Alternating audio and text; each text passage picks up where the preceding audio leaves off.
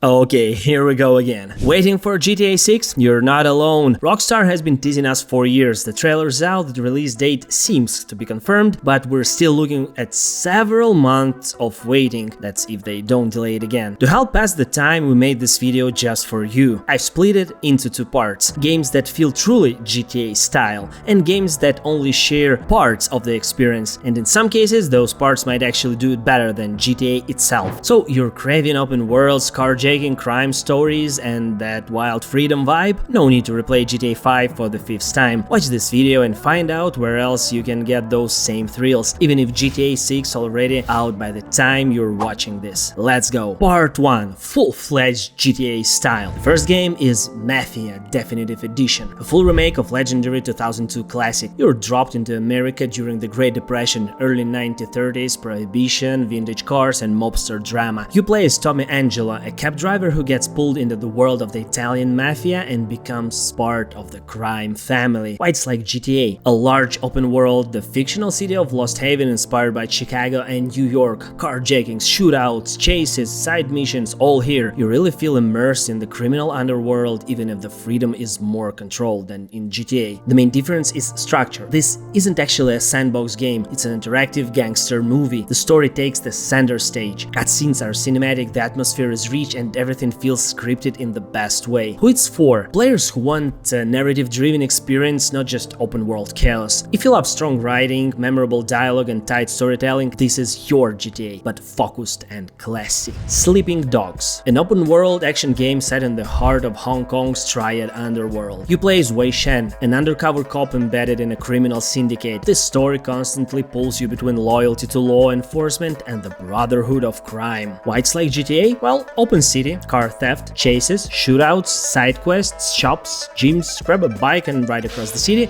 It's all here. On paper, it's basically GTA in Asia. But what makes it different? Melee combat, first of all. It's not an afterthought. It's a full-featured system with parries, combos, and finishers. You don't just mash buttons, you really fight. It plays like a light fighting game and it's awesome. The Asian aesthetics is also standout. Temples, neon streets, markets, it all adds character. Who it's for? Players who wanted deeper melee combat in GTA, or those who want the same formula in a tighter, more compact setting. It's a great alternative if you want the vibe without the sprawl. Watch Dogs 2, the second entry in Ubisoft Hacker series. You play as Marcus Holloway, a young digital rebel in sunny San Francisco full of startups, street art, and tech giants. It feels like GTA because of its big open world, carjacking, shootouts, side content, minigames, beaches packed with tourists. It ticks almost all the boxes. The movement, vehicles, the NPC interactions feel familiar, except this time you're not just a thug, you're a meme lord cyber hero hacking the city, and hacking is everything. You can mess with traffic lights, phones, cars, cameras, almost anything. It opens up creative ways to complete missions from loud and proud to full-blown chaos. Tonally, it's lighter, younger, and way more playful than GTA. Okay, then who it's for? Anyone who wants to feel like a digital trickster god. It's great for those tired of gritty drama and in the mood for something colorful, chaotic, and mechanically rich. Red Dead Redemption 2. Rockstar's western epic, straight from the same studio behind GTA. This time you're in late 19th century America, the dying days of the Wild West. Dusty roads, revolvers, tobacco smoke, and horseback bank robbers. It's essentially GTA in cowboy boots. Massive open world, incredible detail, tons of side activities, shootouts, horsejacking, wagons instead of cars, and the same,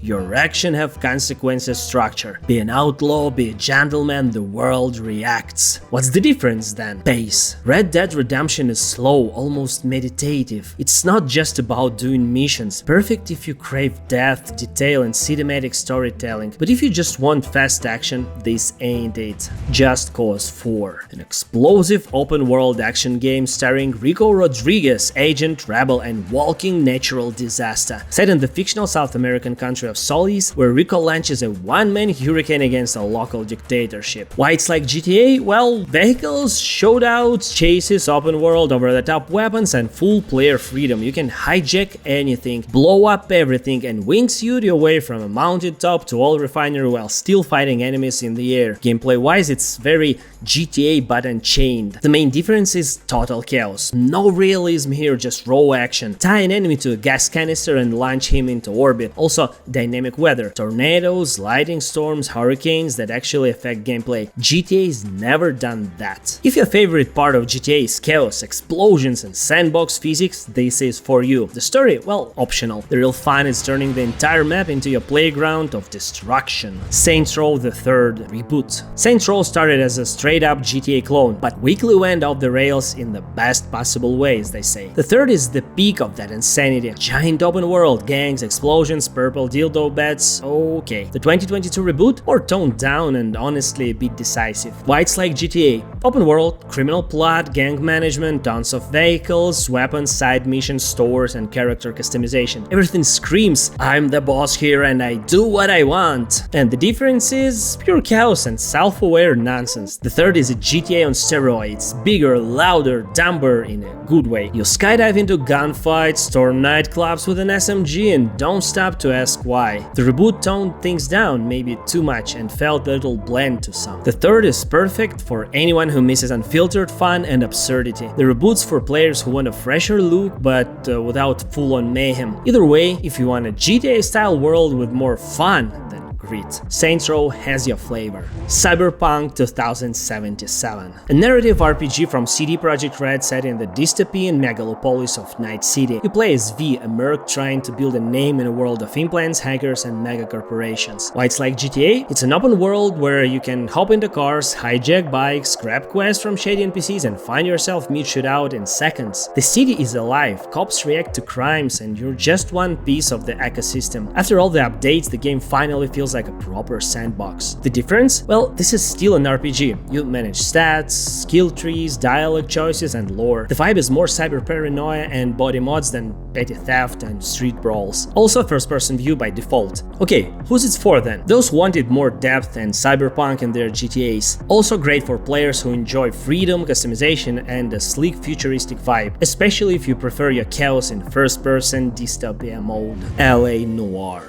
You're Detective Cole Phelps in post-war Los Angeles. Inspired by 1940s noir films, this game has you solving murders, interrogating suspects, and chasing serial killers, all while soaking in an impeccably recreated vintage LA. On the surface, it's similar. Open world, driving, shooting, exploring the city, even runs on Rockstar tech. But instead of crime sprees, it's police work. Instead of stealing cars, it's writing reports. The difference is that the core gameplay is all about interrogations and investigations. Facial expressions, logic, deduction, not explosions. Slower pace, atmospheric tone, and emphasis on listening over shooting. Who it's for? Anyone tired of constant shootouts who wants something more cerebral but still soaked in Rockstar atmosphere. Noir fans, old school detectives, thinkers, this one's for ya. True crime, streets of LA or New York City. One of the GTA's earliest competitors. You play as an undercover cop in LA or New York depending on the game, patrolling the city, stopping crimes, and taking on missions. A police team with a sandbox heart. At the time, it was huge. Open world, tons of vehicles, gunplay, moral choice system, even kung fu fights. It was basically GTA from the law's side. And what's the difference then? Well, you're a cop, and the game takes that seriously. Choices matter. It also had unique mechanics like shooting from cars, hand-to-hand combat, and pedestrians reacting to your behavior. I would advise it to hardcore nostalgia seekers first of all. If you had this on a disc back in the day or want to explore the roots of GTA likes, this is it. Obscure and dated? Absolutely. But if you're curious, you can still find it through emulators and backups. Scarface, the world is yours. Okay, what if Tony Montana survived in the end of the film, regrouped and swore revenge? That's where Scarface picks up. A third-person open-world shooter meant as a direct answer to GTA Vice City. Okay, why it's like GTA Vice City then? Basically, everything. Tropical vibes, carjackings, shootouts, missions, deals, clubs, loaded soundtrack, and your own mansion. The only twist? You play as Tony, complete with voice lines and Miami domination goals. What makes it different then? It's all about one character. And you can't kill civilians, I'm serious. You intimidate people with tone, recruit NPCs and build a drug empire with budgets, territory and supply chains. GTA never tried that. Who it's for? Vice City fans who wants more and want to play as a legend himself. It's clunky, dated and a little absurd, but it's got style and soul. If you can handle the jank and life Tony, you'll have a blast. Mad Max, a wasteland survival action game set in the world of Mad Max universe. You're a lone warrior with a car, customizing it, battling raiders, looting ruins and surviving the apocalypse. Why it's like GTA? Well, it's an open world with full freedom, outposts, side events, ambushes, exploration, all driven by vehicles, combat and your own path. Same go anywhere, do anything, gameplay loot. The main difference? The car is your everything. You build it, upgrade it, fight with it. Most of the game's progression is tied to turning your ride into a war machine. Also, the tone is post-apocalyptic, not urban crime. Who it's for? Players who love GTA's freedom but want something darker, grittier and more vehicle-centric. If you love Mad Max films or just want a new flavor of open-world chaos, this one delivers.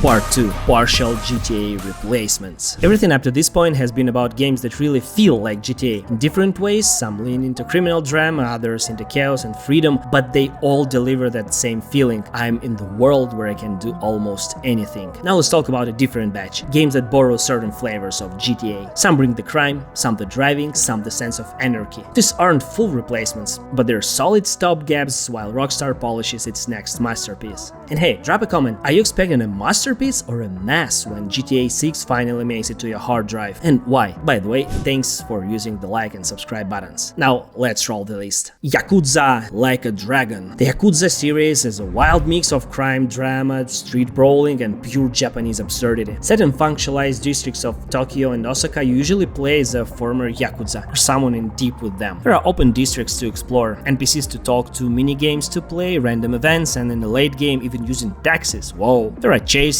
fights and branching storylines, but no carjacking or vehicular chaos. What makes it different? The focus is on hand-to-hand combat and narrative. It's more like an interactive crime drama with beat-em-up gameplay than a sandbox. Also, absurdity levels are off the charts. 1 minute you're a deadly street fighter, the next you're working in a donut shop or a belting karaoke at S-rank. Who it's for? Anyone who wants deep stories, great acting and wild tonal shifts, but doesn't feel like open-world freedom. Great for friends of Japanese culture, crime fiction or just street fighting lunacy. Driver San Francisco. You play as Detective John Tanner, who ends up in a coma and inside the dream version of San Francisco where you can literally jump between cars at will. Weird premise? Yeah. But it works. Open city, carjacking, kind of, chases, missions, shootouts, the spirit of city under control is here. It feels like GTA, just locked to the driver's seat. So this is the main difference. You cannot leave your car, ever. It's a pure driving game with a supernatural twist. Mid-chase, you can jump into another vehicle instantly. Combat, missions, stunts all revolve around vehicular chaos. No walking required. So if you love chases, car stunts and trashing city blocks, but don't care about on-foot action, this one's for you. It's somewhere between GTA and Burnout, with a plot. Payday 2, Payday 3, a co-op FPS about pulling off heists. You and your crew go in masked up with guns, plans and timers. Mission-based, online-focused and all about the score. Not a sandbox, but very much built in the spirit of GTA Online's heists. Thus, if you loved heists in GTA 5 or GTA Online, this is an entire game of just that. Stealth, tactics, hacking, hostages, shootouts, escapes, it's all here. No open world, no driving, it's mission-based progression with gear, weapons and build variety. Payday 3 is even more focused on online co-op. Who it's for? Well, heist lovers. Best played with the mic and the crew. If you're going solo and mute, it might wear thin fast. Postal 2, Rain Damaged. Pure unfiltered trash in the best possible way. You're a Postal dude and it's just a normal week. Buy milk, yell at neighbors, maybe set someone on fire. It's GTA if it were made by drunk students experience with no editor. Why it's kind of like GTA? Well, open world, freedom, chaos, NPCs react, you have a ton of weapons and zero consequences. In a way, Postal was GTA before actual GTA went mainstream. What makes it different? Postal is a full-on parody, anti-everything. Religion, politics, society. Brain Damaged leans more arcadey like Doom with the toilet humor. Less content, more madness. It's intentionally grotesque and stupid. So, if you want just to laugh and blow off steam, it's for you. Boot it up, go nuts, shut it down. Not for the easily offended, but if you like your GTA mean and vandalistic, this one delivers. Conclusion. So there you have it, 11 games that breathe GTA, from Mafia epics to dessert-fueled madness, and 4 more that don't try to copy it but still capture key elements and spin them in their own direction. Sometimes in here will definitely help kill time while we wait for GTA 6, or maybe hook you even harder than the big star of this list. I wasn't trying to crown a best replacement. Each of these games has its own vibe, its own tone, its own rhythm. The key is figuring out what you want from a game right now. And if your favorite GTA lag didn't make the cut, drop it in the comments. Big thanks for the sub, the like and the love. Appreciate it. You know, while writing this script, I caught myself thinking, I kinda want to play GTA 2 again. Yeah, that one. Top-down view, gang-controlled districts, caught with Jaws on the bumpers, and Jesus Saves as your only save system. The game where you could please the Yakuza, piss off the army, and blow up tourist bus. No endorsing that, just saying. All in one mission. Sure, it's outdated, but that grimy, pixelated chaos, that raw, unfiltered energy still lives on, at least in my nostalgia. If you've never played it, maybe give it a taste on the original madness. And if you have, maybe it's time to remember the good old days, yeah?